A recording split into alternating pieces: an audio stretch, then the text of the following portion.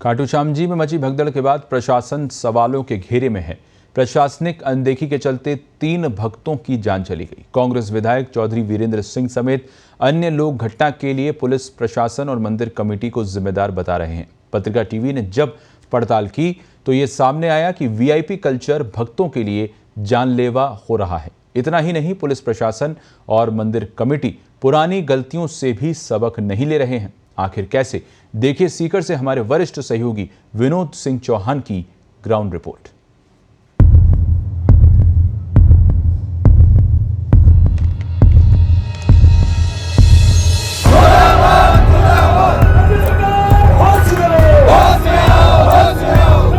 लेकिन जब हमने आपसे अपील की और बात की थी तो हमने कुछ रास्ते सुधारे हैं। जब तो हम लगातार बढ़ा रहे हैं, उनको देखते हुए 400 के आसपास आदमी अभी भी लगा रहे हैं।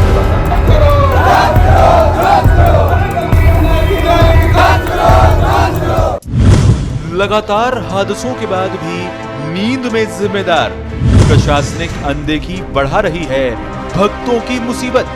पत्रिका की पड़ताल में सामने आया सच। पुरानी लापरवाही से भी नहीं ली सीख। हर बार वही चूक। कब तक दम तोड़ती रहेगी व्यवस्था? फाइलों में उलझे पुराने दावे वादे। भक्तों की बढ़ती संख्या के बाद अभी भी कोई स्थायी प्लान नहीं। पत्रिका ने हर बार चेताया मगर सोता रहा प्रशासन। खाटू श्याम जी मेले में प्रशासन की चूक और लापरवाही लगातार भक्तों की मुसीबत बढ़ा रही है। पिछले 2 साल में कई बार धक्का मुक्की से भगदड़ जैसे हालात बन गए, लेकिन प्रशासन ने मामले को गंभीरता से लेने की बजाय मौत पर पर्दा डाल दिया। खाटू के इस साल के मेले में एक भक्त की दम घुटने से मौत हो गई थी। इस दौरान प्रशासन ने धक्का मुक्की की बात को भी झूठा बता दिया था। इससे पहले भी साल 2018 के मेले में इस तरह की चूक हुई थी। इसके अलावा 2013 में आगजनी की घटना से 2 जनों की मौत हो गई थी। भक्तों का कहना है कि पुलिस प्रशासन और मंदिर कमेटी की ओर से यदि इन घटनाओं को गंभीरता से लिया जाता तो रविवार को बड़ा हादसा नहीं होता। इधर रविवार तड़के हुए 3 महिला भक्तों की मौत के बाद मंगलवार को दिन भर प्रशासन अलर्ट मोड पर रहा। जो ही मैंने टीवी ऑन किया और राजस्थान की न्यूज़ देखी तो मुझे सूचना मिली कि खाटू श्याम जी में इस प्रकार की घटना घटित हो गई। 3 महिलाओं की मृत्यु हो गई और कुछ घायल हो गए। पहले तो मैं दिवंगत आत्माओं को श्रद्धांजलि व्यक्त करता हूँ। मुख्यमंत्री ने घोषणा की है कि CID CB जांच करेगी, लेकिन इसमें मामला प्रशासन का है और वो भी राजस्थान के प्रशासन का है। इसलिए मेरी मांग ये है कि इसकी जांच CBI से होनी चाहिए। यहाँ का विधायक खुद आकर के अव्यवस्था फैलाने की चेष्टा करता है तो CID CB क्या जांच करेगी?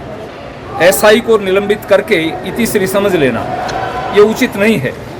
सरकार को स्वयं इसकी जिम्मेदारी लेनी चाहिए, प्रशासन को अपने ऊपर जिम्मेदारी लेनी चाहिए। 8 साल पहले हुई आगजनी की घटना आज तक नहीं लिया सबक। रसूख के आगे न्यायालय के आदेश भी बौने। लापरवाही में उलझा मास्टर प्लान। वैकल्पिक मार्ग नहीं, रास्ते चौड़े हों तो बात बने। रविवार तड़के हुई दर्दनाक घटना के बाद प्रशासन वैकल्पिक मार्ग तलाशने के दावे कर रहा है, जबकि ये स्थायी समाधान नहीं है, क्योंकि यहाँ हर रास्ते पर आबादी बसी हुई है। ऐसे में मुख्य रास्तों को चौड़ा करना ही बेहतर विकल्प है। खाटू श्याम जी के मासिक मेले में एकादशी का दिन भक्तों पर भारी रहा। सोमवार था, सावन के आखिरी सोमवार तड़के ऐसा हादसा हुआ कि 3 महिलाओं की जान चली गई। जी हाँ, प्रशासन की नाकामी, पुलिस की अव्यवस्था और मेला कमेटी की निष्क्रियता के चलते भगदड़ मची और 3 महिलाओं की मौत हो गई। बीते 3 दिन में इस मामले को लेकर कई सरकारी अधिकारियों पर गाज गिर चुकी है। उधर प्रशासन ने यहाँ VIP दर्शन कराने वाले 15 सभी दरवाजों को बंद कर दिया है। मैं आपको दिखाना चाहूँगा किस तरह की व्यवस्था की गई है। कई जगह टीन शेड लगाए हैं और कई जगह ताला लटकाकर उसे सील किया गया है। आप देख सकते हैं कि ये वो रास्ते हैं जहाँ से VIP मूवमेंट के जरिए लोगों को अंदर भेजा जा रहा था। बरसों से ये व्यवस्था चल रही थी। जितनी भीड़ बाहर उतनी भीड़ अंदर, देखने वाला कोई नहीं था। अव्यवस्था का माहौल आप देख सकते हैं। गेट नंबर 3 जिसे सीज किया गया है, यहाँ पर गेट नंबर 2 है। ये सब बयां करते हैं कि बरसों से VIP दर्शन का खेल चल रहा था और आखिरकार 3 महिलाओं को अपनी जान देनी पड़ी। हालांकि अभी भी व्यवस्थाओं में सुधार की दरकार है। हमारे साथ खाटू श्याम जी के संवाददाता प्रमोद स्वामी हैं, हम उनसे सारी जानकारी लेंगे कि वो कैसी भयानक रात थी, तड़के 4 बजे जब हादसा हुआ। प्रमोद जी, क्या मामला था? सर, बताना चाहूँगा कि पहले तो भीड़ कम थी, अगर कोविड की पहले की बात करें, लेकिन कोविड के बाद में श्रद्धालुओं की भीड़ है वो अपार होने लग गई। यहाँ की मासिक मेला है वो पाक्षिक मेला और साप्ताहिक मेले में भरने लग गया और देश भर से लाखों श्रद्धालु है बाबा श्याम के दरबार में आने लगे। जो राजस्थान पत्रिका बार बार अपने खबरों के माध्यम से, टीवी चैनल के माध्यम से प्रशासन को अवगत करवा रहा है कि यहाँ पर भीड़ बढ़ रही है, व्यवस्थाएं हैं वो सिकुड़ रही है, व्यवस्थाएं बढ़ाने की दरकार है। ऐसे में ही एक दुखद घटना है वो सोमवार एकादशी के सुबह इस पूरे श्याम जगत के को मिलती है कि सुबह जैसे ही मंदिर के कपाट 4-5 बजे के करीब खुलते हैं, वैसे ही भक्तों की जो होड़ है दर्शनों के लिए जैसे ही कपाट खुलते हैं, वो मुख्य मेला प्रवेश द्वार जहां पर अचानक से गेट खोलने के साथ ही भगदड़ मचती है और इस भगदड़ में 3 महिला श्रद्धालुओं की बहुत ही दर्दनाक मौत हो जाती है और करीब आधा दर्जन के करीब जो श्रद्धालु है वो घायल हो जाते हैं, जिनमें 3 को जयपुर रेफर कर दिया जाता है। मगर इस पूरे मामले के घटनाक्रम की बात करें तो जो व्यवस्थाएं हैं प्रशासन को जो करनी चाहिए थी, अब प्रशासन जब ये घटना हुई है उसके बाद में ये दौड़ रहा है और अपनी नाकामी छुपाने के जो प्रयास है वो कर रहा है। मैं आपको दिखाना चाहूँगा कि जो दरवाज़ा सील किया गया है और आप एक बड़ी बात ये देखिए कि जिस तरीके से जिस रात या हादसा हुआ आप देख सकते हैं, वो दर्दनाक रात, वो दुखांतिका, जब लोग भगदड़ में थे और ये वीआईपी रास्ता है, यहाँ भी लोग चप्पल जूते खोल के जाते हैं और हादसे के बाद आप देख सकते हैं वो निशान, कोई लौटकर वापस नहीं आया। कोरोना के बाद श्याम नगरी में श्रद्धालुओं की संख्या में लगातार हो रही बढ़ोतरी को लेकर पत्रिका ने कई बार जिम्मेदारों को जगाया।